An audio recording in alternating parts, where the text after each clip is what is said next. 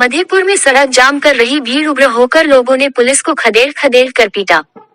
मधेपुर हत्यारोपियों के गिरफ्तारी की मांग को लेकर भेजा थाना क्षेत्र के रहवा संग्राम में सुबह से सड़क जाम कर रही भीड़ उग्र हो गई और पुलिस पर टूट पड़ी। जाम स्थल पर दंडाधिकारी के साथ पहुंची मधेपुर थाने की पुलिस को भीड़ ने खदेड़ खदेड़ कर पीटना शुरू कर दिया। भीड़ में शामिल एक महिला द्वारा सबसे पहले पुलिस को धक्का दिया गया।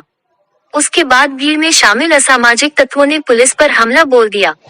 भीड़ के हमले से मधेपुर थानाध्यक्ष प्रकाश चंद्र राजू, एसआई लक्ष्मण साहू एवं पुलिस बल के 4 जवान जख्मी हो गए। मौके से किसी तरह जान बचाकर पुलिसकर्मी रहवा संग्राम से भागने में सफल रहे। घायल पुलिसकर्मियों का मधेपुर पीएचसी में इलाज कराया।